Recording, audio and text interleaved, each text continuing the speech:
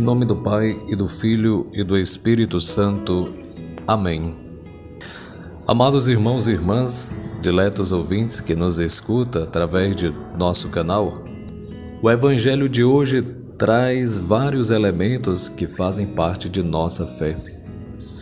Fala da ressurreição, dos anjos, a vida eterna, de tal maneira que precisamos recorrer ao Antigo Testamento para entender de algum modo este confronto dos saduceus com Jesus. Os saduceus afirmam claramente que não existe ressurreição.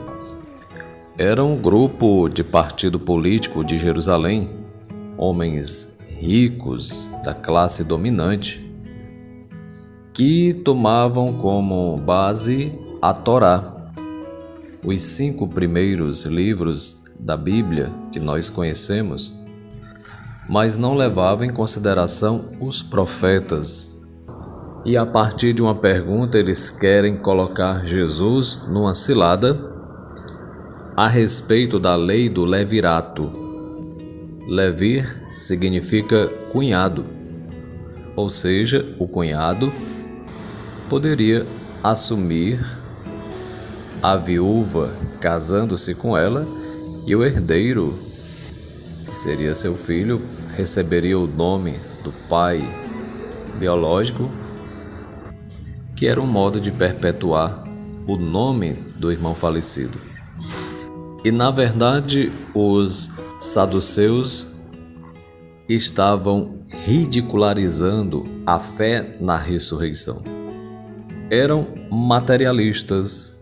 Hoje em dia, um materialista, por exemplo, ele só acredita na matéria, nas coisas deste mundo. Morreu, acabou aqui, ponto final. Inclusive, várias vezes que a gente participa da missa de 7º dia, geralmente nós escutamos a primeira leitura do livro da sabedoria, falando a respeito das pessoas que acreditam apenas neste mundo, nas coisas que passam, e o livro chama a pessoa de insensata, por não acreditar na vida futura, em outras palavras, na vida em Deus. E Jesus recorda aos saduceus elementos significativos, inclusive, da passagem de Êxodo 3, onde Jesus nos fala que Deus é Deus dos vivos, não dos mortos. E mediante a ação do Espírito Santo, Deus ressuscita, assim como aconteceu com Jesus, embora houvesse pessoas que não acreditassem. Tomé representa a comunidade dos não crentes e diz: eu só acredito se eu ver. De modo que Jesus de repente aparece e dá uma lição a São Tomé, dizendo: felizes são aqueles que creem sem terem visto. Existe a ressurreição. Jesus ressuscitou e dá uma resposta aos saduceus através de 3 palavras fundamentais, revelando a identidade de Deus, que Deus é Deus dos vivos, não dos mortos. Fala também da escatologia, de que os que morrerem serão como os anjos, mas os saduceus não entendem o modo do destino último do homem. E por fim, Jesus ainda comprova que eles não sabem interpretar as Sagradas Escrituras. Poderíamos até rir nesse momento, não é? Porque, na verdade, os saduceus foram ridicularizados, ficaram para trás. Jesus venceu no argumento. Ele é Deus. Quem como Deus? E eles, na verdade, deveriam se envergonhar. Assim sendo, Jesus afirma a fé na ressurreição como a fidelidade radical de Deus. De tal maneira que Deus nos ressuscita pelo batismo. Sacramentalmente, já fomos inseridos no poder da ressurreição. Já fomos inseridos no mistério pascal. Porém, um dia após nossa morte física, por ocasião da parousia, deste encontro último, definitivo com Deus, nós seremos plenamente inseridos no mistério da vida nova da ressurreição. Por isso, já podemos viver o céu aqui na terra. E o céu começa quando a gente se deixa conduzir pela graça de Deus no nosso coração. De tal maneira que o céu será uma realidade visível e plena quando deixamos nossas virtudes se sobressair sobre os nossos pecados. É quando eu deixo que Cristo possa reinar em meu coração. Pela fé, eu creio na ressurreição. É o que nós professamos em nossa fé quando rezamos o credo nas missas dominicais ou em dias de solenidade. E não precisa de provas científicas.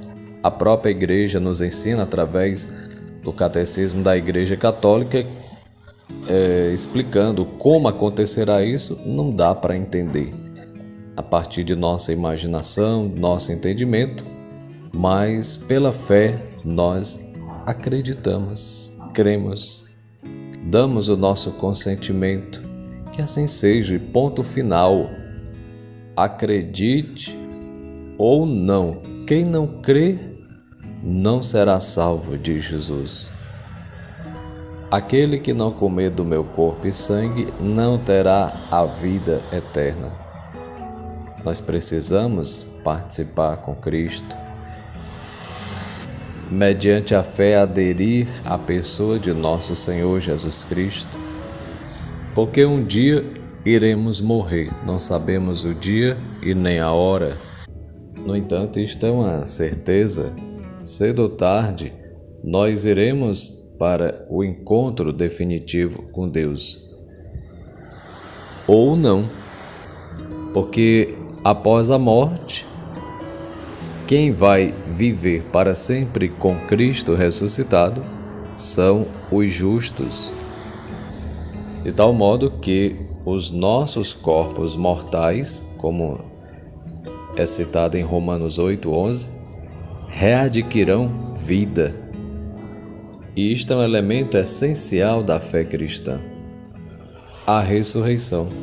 Por isso nós devemos manter a nossa confiança, esta espera para o encontro definitivo com o Senhor. E a gente apressa quando vai, de fato, se convertendo a cada dia, morrendo para as nossas vontades.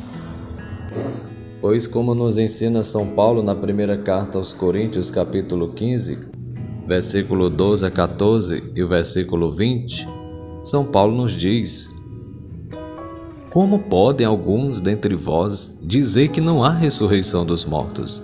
Se não há ressurreição dos mortos, também Cristo não ressuscitou. Se Cristo não ressuscitou, vazia é a nossa pregação, vazia é também a vossa fé. Mas não, Cristo ressuscitou dos mortos, primícia dos que adormeceram. Veja só, é o contrário dos que afirmam. Os saduceus dizem que não existe ressurreição, ou seja, negam o Cristo vivo e ressuscitado. Negam a fé. E a ressurreição dos mortos já tinha sido revelada progressivamente por Deus a seu povo no Antigo Testamento, onde Deus já preparava o povo para acolher a verdade. O próprio Jesus nos ensina, João 11:25, eu sou a ressurreição e a vida. Jesus é Deus. É Jesus mesmo quem, no último dia, há de ressuscitar os que nele tiverem crido. Leia, se possível, João 5, 24 a 25. Aqueles, portanto, que tiverem comido o seu corpo e bebido o seu sangue, como na vida de São Bonifácio, que nós estamos celebrando hoje, que deu a sua vida por causa de Jesus e foi martirizado. Por isso, hoje celebramos com a cor vermelha.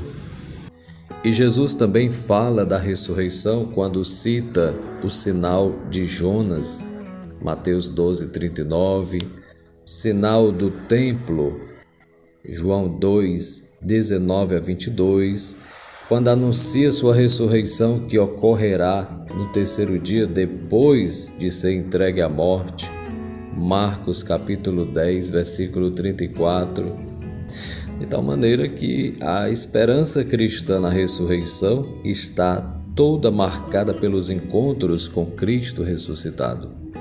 Ressuscitaremos com Ele, como Ele e por Ele. E você talvez pudesse me perguntar, o que é ressuscitar? Bom, na morte, na verdade, acontece o quê? A separação da alma e do corpo. O corpo do homem cai na corrupção, ao passo que sua alma vai ao encontro de Deus, ficando à espera de ser novamente unida a seu corpo glorificado, como aconteceu com Jesus. Os discípulos não estavam reconhecendo Jesus ressuscitado, porque era o corpo glorioso. Mas todos vão ressuscitar. A Igreja nos ensina, inclusive com base no Catecismo número 998, que os que tiverem feito o bem sairão para uma ressurreição de vida. Os que tiverem praticado o mal para uma ressurreição de julgamento. Confira também João 5, 29 e Daniel capítulo 12, versículo 2. Jesus ressuscitou. Veja Lucas 24, 39. Vede as minhas mãos e os meus pés, sou eu. E este sou eu. Jesus revela a identidade de Deus. No Antigo Testamento, Deus se apresenta como eu sou.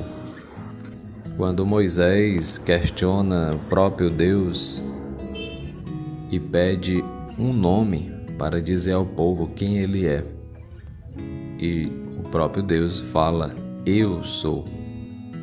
Então haverá uma transformação. Como eu falei anteriormente, tudo isso só nos é acessível na fé. Não dá para dizer como. Jesus não ensina como irá acontecer, mas pela fé nós cremos e acreditamos. E nossa participação na Eucaristia, no entanto, já nos dá um antegozo da transfiguração de nosso corpo com Cristo. Se o mistério fosse explicado e conseguíssemos entender, já deixaria de ser mistério. É o mistério da nossa fé. E pelo batismo somos unidos a Cristo e já participamos na vida celeste de Cristo ressuscitado. Mas esta vida permanece escondida com Cristo em Deus, como Paulo fala em Colossenses 3:3. No entanto, já pertencemos ao corpo de Cristo. Quando ressuscitarmos no último dia, nós também seremos manifestados com Ele, cheio de glória, o que nos ensina São Paulo. E para ressuscitar com Cristo, é preciso morrer com Cristo. Daí a importância de, neste mundo, buscarmos a santidade, que consiste em estar unido ao bem maior que é Deus, e também não significa não pecar. A cada dia, atualizemos a vida de Cristo em nós. E assim como Jesus foi obediente ao Pai, que sejamos também, busquemos fazer Sua vontade a cada dia. A obediência de Jesus transformou a maldição da morte em bênçãos. Veja, leia Romanos 5, 19 a 21. Em outras palavras, o batismo pelo batismo cristão, já está sacramentalmente morto com Cristo, para viver de uma vida nova. E se morrermos na graça de Cristo, a morte física consuma este morrer com Cristo e completa assim nossa incorporação a Ele em seu ato redentor. E por isso Paulo vai dizer: o meu desejo é partir e ir estar com Cristo. Filipenses 1:23. Não que ele estivesse depressivo, querendo se matar, mas porque o amor de Deus já estava se manifestando em seu coração, em sua própria vida. Portanto, irmãos e irmãs, quando morrermos, seremos como os anjos. Os anjos são criaturas puramente espirituais, dotados de inteligência e vontade. Cristo é o centro do mundo angélico. É uma verdade de fé. Segundo alguns padres da igreja, os anjos são mensageiros, servidores e mensageiros de Deus, que contemplam constantemente a face de Deus. Leia Mateus 18:10. Que existe, estão à nossa volta e nós podemos inclusive nos consagrar ao nosso anjo da guarda, invocando todos os dias para que venha em nosso auxílio, porque nós devemos também nos preparar para a nossa morte. E que bonito ensinamento do livro Imitação de Cristo, que nos diz: em todas as tuas ações, em todos os teus pensamentos, deverias comportar-te como se tivesse de morrer hoje. Se tua consciência estivesse tranquila, não terias muito medo da morte. Seria melhor evitar o pecado que fugir da morte. Se não estás preparado hoje, como estarás amanhã? Então é bom que a gente não deixe para se arrepender naquele dia do encontro. Daí a importância de apressar a nossa conversão. Viver o hoje voltado, com o coração voltado para as coisas de Deus, para a santidade, para crescermos nas virtudes e evoluirmos em nossa vida espiritual. Olha o que nos ensina São Francisco de Assis através desta oração.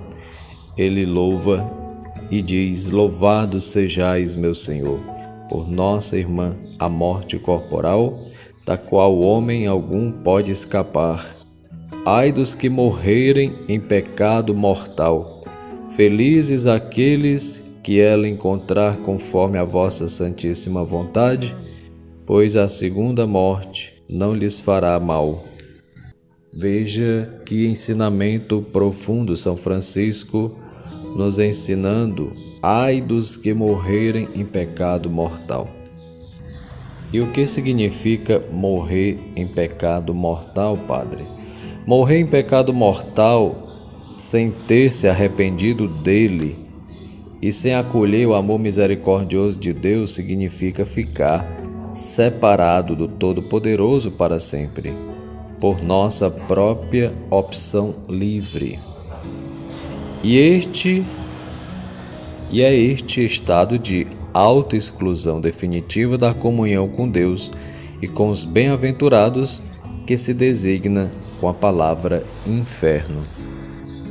Ou seja, a pessoa é condenada para sempre.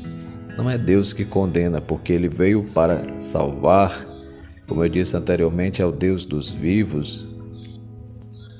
Mas existem pessoas que, livremente, por seu livre-arbítrio, rejeitam a Deus, rejeitam os sacramentos, rejeitam a fé.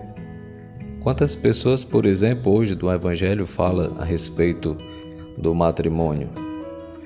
Muitas pessoas dizem sim, casam na igreja, validamente, e pelas circunstâncias da vida, a pessoa não quer mais viver fisicamente com aquela mulher, sua esposa, ou vice-versa com seu esposo. E acabam contraindo outro matrimônio no civil, por exemplo. Isso é um caso de adultério, é um pecado mortal, porque só pode unir-se em matrimônio com outra pessoa quando ficar viúvo ou viúva, ou se acontecer daquele casamento, daquele matrimônio tiver sido declarado nulo. Mas quem cuida dessas questões e vai dizer alguma coisa a respeito é o tribunal eclesiástico. Então a pessoa não pode querer resolver por conta própria e se unir a outra pessoa e casar no civil com outra pessoa. Isso é um pecado mortal. Do mesmo modo, quem não é casado na igreja, quem não tem um sacramento e está convivendo com a pessoa embaixo do mesmo teto, é um pecado grave, mortal. E se estiver cometendo fornicação, também é outro pecado grave. Então são pecados que, de fato, se a pessoa morrer em pecado mortal, não tem salvação. É condenação eterna por sua livre escolha. Pois, como eu disse anteriormente, como Jesus foi obediente ao Pai, somos chamados também à santidade, a obedecer a Deus. Jesus é Deus e nos ensinou: felizes são aqueles que ouvem e praticam a palavra de Deus, os mandamentos, as virtudes, o bem, a verdade. Eu não posso negar a existência do inferno. A Igreja nos ensina a partir do Catecismo 1035, você pode conferir, a afirmação da existência e a eternidade do inferno. As almas dos que morrem em estado de pecado mortal descem imediatamente após a morte aos infernos, onde sofrem as penas do inferno, o fogo eterno. E a pena principal do inferno consiste na separação eterna de Deus. E como nós desconhecemos o dia e a hora, conforme a advertência do Senhor, é preciso vigiar constantemente para não cair no pecado mortal, para viver na graça de Deus. Deus não predestina ninguém para o inferno. E o que acontece? Na verdade, é preciso uma aversão voluntária a Deus, um pecado mortal, como eu falei, e persistir nela até o fim. No entanto, se a pessoa toma consciência, muda de vida, se converte, faz bons propósitos, busca viver na graça de Deus, então acontece o contrário. A pessoa se salva. Quem crer terá a vida eterna. Porque Deus não quer que ninguém se perca. Segunda carta de São Pedro, capítulo 3, versículo 9, vai dizer que ninguém se perca, mas que todos venham a converter-se. Essa é a mensagem do juízo final. A conversão, o apelo à conversão, enquanto Deus ainda dá aos homens o tempo favorável, o tempo da salvação. E quando chegar a hora, os justos reinarão para sempre com Cristo, glorificados em corpo e alma, e o próprio universo será renovado. Que continuemos nossa luta a cada dia, o combate contra o maligno, e Deus nos dará vitória na medida que a gente corresponder aos seus apelos. E por fim, peçamos neste momento a intercessão da bem-aventurada Virgem Maria. Ó Virgem Santíssima, não permitais que eu viva e nem morra em pecado mortal. Em pecado mortal eu não hei de morrer, porque a Virgem Santíssima há de me valer. Valei-me, Virgem Santíssima. Amém, assim seja, até outra oportunidade, se Deus quiser. Eu invoco os anjos e santos e peço a bênção de Deus para a tua vida, a tua família. Em nome do Pai, do Filho e do Espírito Santo. Amém. Fiquem com Deus e até outra oportunidade, se Deus quiser. Salve Maria!